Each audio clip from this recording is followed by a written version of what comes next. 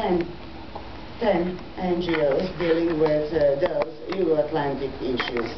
This is the information I've gotten from the Ministry of Foreign Affairs when they, for the first time, asked me for an interview because the Center for Politics is a unique one among the few of that kind of the organizations, the only one dealing in Vojvodina for the last 3 years, and the only organization headed by the woman.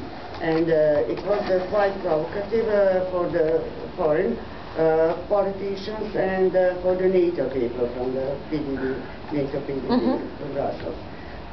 But you have that kind of the statements. It's quite normal because there is now a clear political consensus what is the way and what is the political future of Serbia. And the key point, our political elite, they are undecided, and truly I believe they do not like Serbia to be a member, neither NATO nor the EU.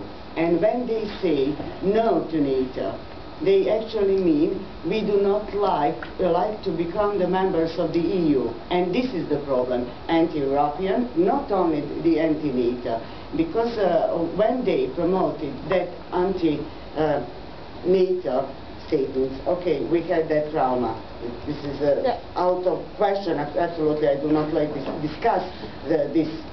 But when you, 10 years later, after all political turmoils in Serbia and changes, when you say, okay, we are against NATO, it means that we are, inherently, I mean, the political elite and political decision makers are against the values, the main values of the democracy and the free market and all those things.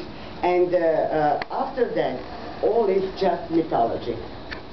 We have that myth against NATO, against the West, against Europe, and so on.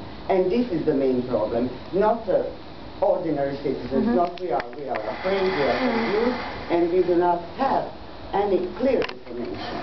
And this means, in the practically, we are in the Center for Politics trying somehow to survive for the last 3 years. Okay, I met with the representatives for the Ministry of the Defense, the Ministry of Foreign Affairs, different foreign embassies, and all of them are very, very keen and fond of, and their mouths are full of supporting. In reality, okay, some representative of the Ministry of Defense or Ministry of Foreign Affairs, they will join and will participate in some panels or round tables. This is okay. But there is no money or financial support now. When we came to the support of the international, for example, embassies, the focus country in Serbia is the following 2 years is the Czech Republic. Okay, it's excellent. We know your work. Okay, we are following. We know everything about. But because I'm doing different analysis, and it is very interesting because I've tried to understand this Euro-Atlantic issue from the philosophical, political, sociological perspective, and this is very interesting. But we have no money. Okay, and you are unable to promote. You mentioned the campaign. In the low profile, the Center for Politics tried to organize and essay competition and the public debate, NATO debating you at pro and con NATO, and all those questions we started to discuss among the students, and we established links with universities, and everything in a small, on the low profile, is very important. But NGO, but the real NGO focused only on the Euro-Atlantic issue has now the real support, only on words. And it's very interesting that Jula mentioned, okay, the EU is okay, it's enough. This is this message coming from the political elite. Partnership for peace is enough. It's an enough measure for our participation. and we will try to manage somehow, avoid the duties and so on. And then we will join the EU. They do not like to say that the conditions to being a member of NATO are the same conditions to being a member of EU, and almost the same in that political way. And they do not like that our doors to the EU will be open if we early pass through the NATO open door, in accepting NATO open door policy. And you have in the public discourse that situation that you could rarely hear Euro-Atlantic integration. It's quite normalized that everyone talks from the political sphere about European integration, not Euro-Atlantic integration, because this Atlantic is a direct association to the NATO, and we hate NATO. We hate NATO, but our members of parliament are members of the NATO Parliamentary Assembly, of course, and they are situated in the embassies on the West. And they are telling to the ordinary citizens who are unemployed, who are working for the 300 euros, maybe, per month, that this is the best to stay isolated without any connection to the West, to that awful NATO, and being neutral. And no one say that being a military neutrality is impossible for Serbia, and this is the cost. No one saying of this. And this is not official, actually, this is not official stand of the Serbia, because it was some among the thousands of the different resolutions adopted in the parliament, but it is not official document, because you have to make a strategy. Okay, we like to nurture military neutrality, but this is our strategy. There is no strategy, there is no nothing. There is just only political mythology.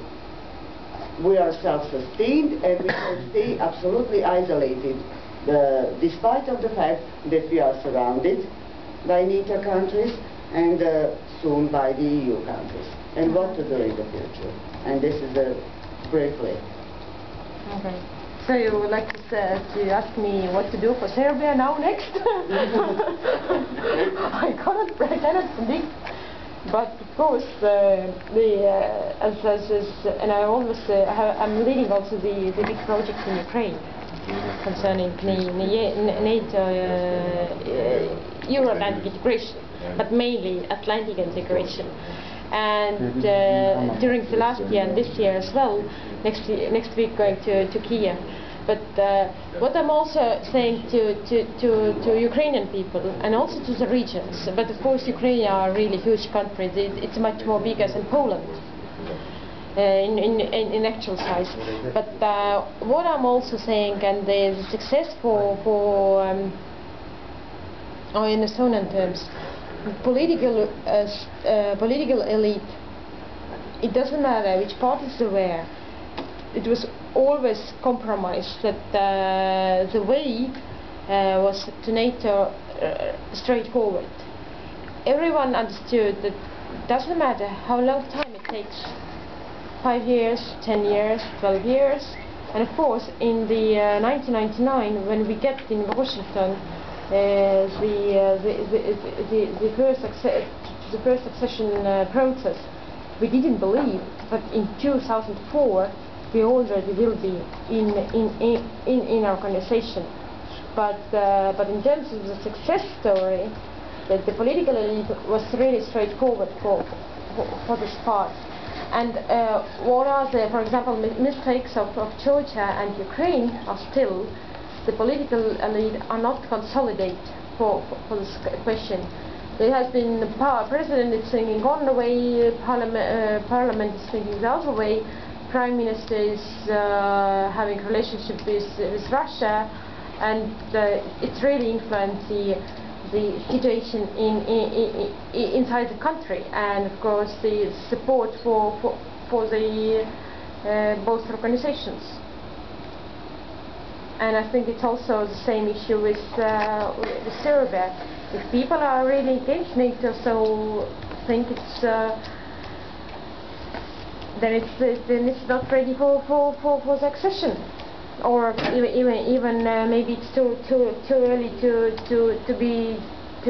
debate the issue. But the issue on for example, also in the Baltics, because we are in close cooperation with other two Baltic states.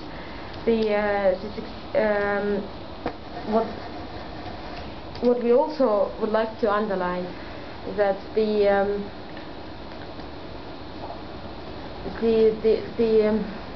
how to put it correctly, that the projects or the public campaign, what we did for the public, for the ordinary people, we all